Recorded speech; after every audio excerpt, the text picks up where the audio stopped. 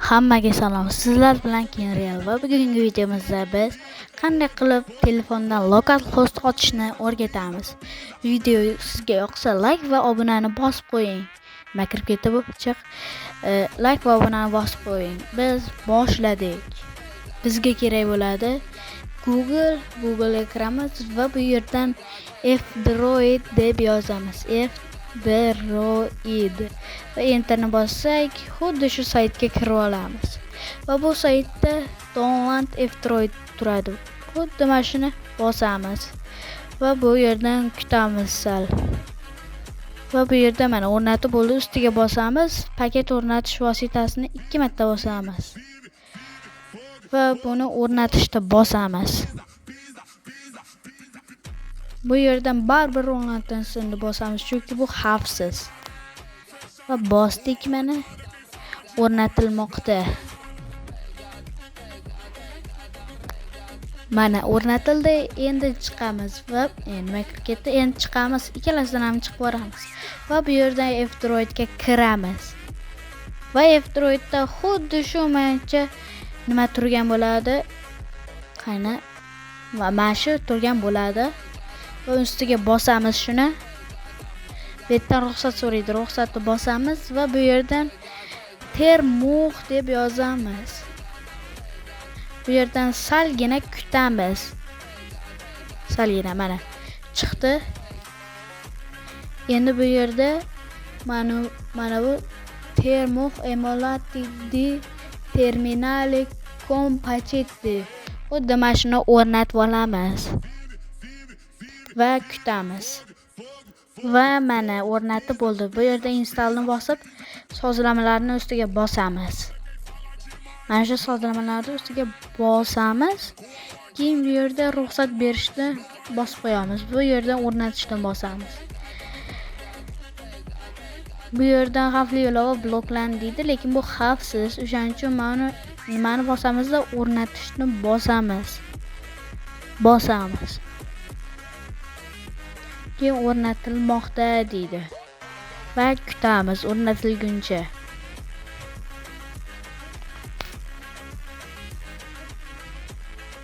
Va mana o'rnatildi. Endi chiqamiz. Hammasidan chiqamiz. Bu yerdan tepaga chiqsak, mana termux o'rnatildi va buni ichiga kiramiz. Bu yerdan ruxsat so'raydi, ruxsatni bosamiz. Va bu yerga kirganda birinchi qiladigan ishimiz PKG upgrade, keyin ikkita mana shunaqacha PKG upgrade chiziqcha Y. Xuddi mana shuni bosganimizdan keyin, xuddi mana shuni yozganimizdan keyin mana bu enterni bosamiz. Va bosganimizda bu yerdan salgina kutishimiz kerak bo'ladi. Mana xuddi shu progress 3 ga kelganda yana enterni bosib qo'yamiz. Progress 3 ga kelganda mana shu yerdagi enterni bosamiz va yana kutamiz. Progress to'lyapti va bu 80 nechidirga ham mana hozir ko'ramiz. 83 ga kelganda shu yana nimani bosib qo'yamiz, enterni. Mana enterni bosdik, 84 ga kelganda ham enterni bosamiz va kutamiz. Va mana null working mana o'rnatildi. Va mana bu yerdan pkg install open jdk chiziqcha 21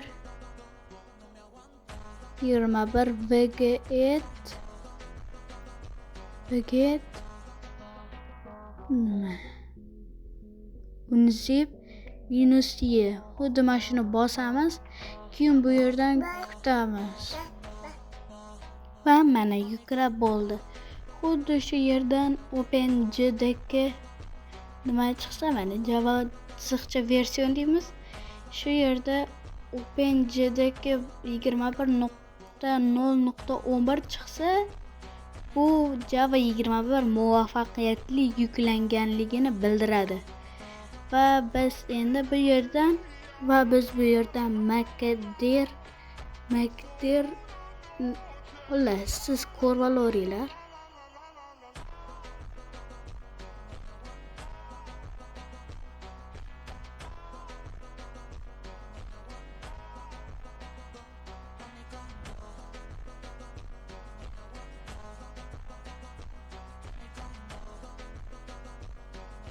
Mana endi bu yerdan Google ga kiramizda va bu yerdan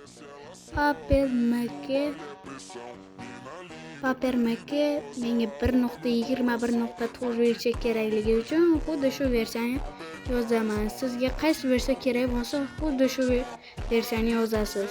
Va bu yerdan birinchisiga emas, ikkinchisiga PaperMake IO ga kiramiz. Va bu yerdan xuddi shu birinchisida turgan paperni bosamiz. Va bu yerdan pastroqqa tushib, mayda Older Builds Build Explorer mana shuni bosamiz.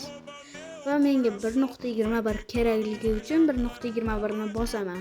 Sizga qaysi versiya kerak bo'lsa, xuddi shu versiyani bosingiz mumkin. Men 1.21 ni bosaman va bu yerdan 1.21.4 ni bosaman.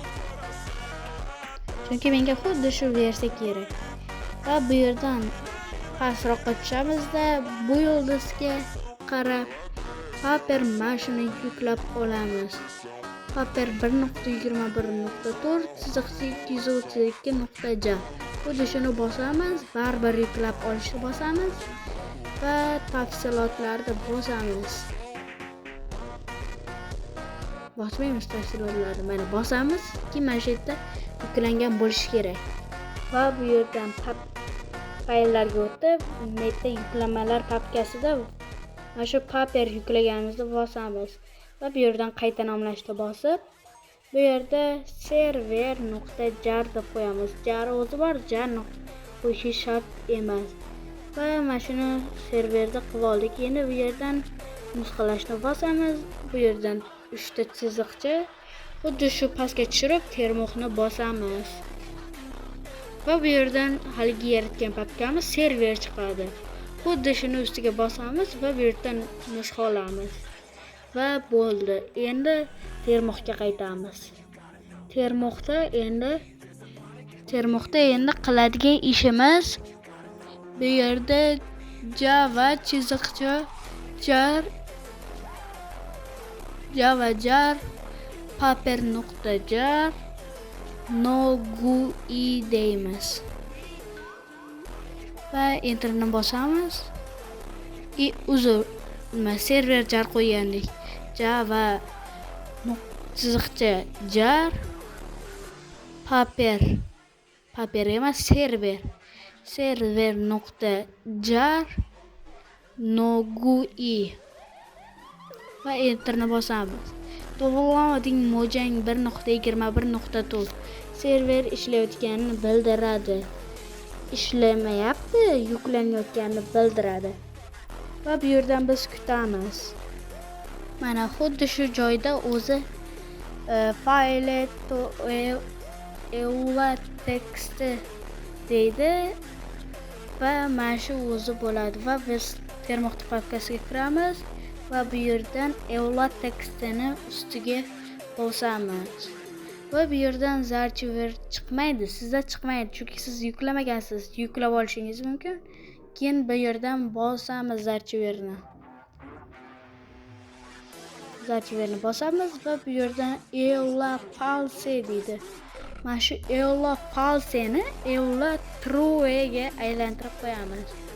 True va bu yerdan saqlaymiz. Fayl saqlan deydi. Keyin bu yerdan nimaga? Termoqqa o'tamiz. Termoqqa o'tganimizda keyin Java chiziqcha jar server.jar no-gui deb yozamiz. Va bu yerdan nimani bosamiz va bu yerdan yuklanyapti. Mana shuncha narsa yuklanyapti va biz bu yerda ham kutamiz. Mana bizda bo'ldi. Mana bu yerda done o'shanaqa sekund yozib qo'ygan bo'lsa, demak server muvaffaqiyatli ishga tushgan va biz o'yinga o'tamiz. Mana biz Minecraftga ham kirib oldik va bu yerda multiplayerni bosib, bu yerdan add serverni bosamiz. Bu yerdan server adresga localhost deymiz. Localhost o'zi, boshqa hech narsa kerak emas. Mana bizning serverimiz paydo bo'ldi. Shu serverga bosamiz. Bu yerda nima qilish kerak edi? Uzr. Fayllarga o'tamiz. Fayllarga o'tganimizda xuddi shu joyga yana serverni bosamiz. Va bu yerdan pastga tushsak, server properties xuddi shuni ustiga bosamiz. Va bu yerda bosganimizda zarchiver bo'ladi. Zarchiverning ustiga bosamiz. Mana shu zarchiver bo'ladi. Zarchiverning ustiga bosamiz va bu yerdan zarchiver text bosamiz. Chunki bizga zarchiver text kerak. Xuddi shu joy chiqadi va bu yerdan online modeni topasiz. Online mode. Xuddi shu qaytda bo'lsa, men topdim. True ni false ga aylantirib qo'yamiz. Mana bu true ni false qilib qo'yamiz. Bu yerda false deymiz, keyin saqlaymiz. Saqlashni bosib saqlaymiz va bu yerdan chiqamiz. Endi bu yerdan ham chiqamiz. Minecraftga boshqatdan kiramiz. Mana Minecraftga ham kirib oldi. Endi bu yerda multiplayerni bosib, mana shu serverga kiramiz. Minecraft server mana ustiga bosamiz, 2 marta bosamiz, kiradi o'zi. Uzr, serverni restart qilib olish kerak edi. Endi chiqamiz bu yerdan. Biz nimaga qaytamiz? Termoqqa qaytamiz va u yerda restart qilamiz. Mana bu termoqqa qaytdik. Endi bu yerda restart deb yozamiz. Va enterni bossak, server o'zi restart bo'lmaydi, stop bo'ladi. Keyin biz yana o'sha Java jar deb yana nima qilishimiz mumkin? Serverni qayta yoqishimiz mumkin. Va bu yerdan Java deymiz. Java jar server .jar nogui va xuddi shu komandani yozib bo'lganingizdan keyin enterni bosamiz va yana kutamiz. Va mana bu yerda done shunaqa sekund degandan keyin Minecraftga yana qaytib kiramiz. Va xuddi shu Minecraftda yana boshqatdan serverga kiramiz. Mana bu safar serverga kirdi. Hamma qiyinchiliklardan bo'lsa ham o'tib serverni yoqa oldi. Video sizga yoqqan bo'lsa, like va obunani bosib qo'yishni unutmang. Mana biz bu yerda daraxt chopsak bo'ladi. Lekin sal lag bo'lishi mumkin. Salgina lag bo'lishi mumkin. Va bu yerdan termoqqa o'tamiz. Bu yerda keyin o'zimizga operator beraveramiz. Real pastki chiziqda mana. Endi chiqamiz. Mana shu videoda 20 ta like bo'lsa, men keyingi qismda xuddi shu serverga plugin qo'shishni o'rgataman. Hammaga xayr, sog' bo'linglar.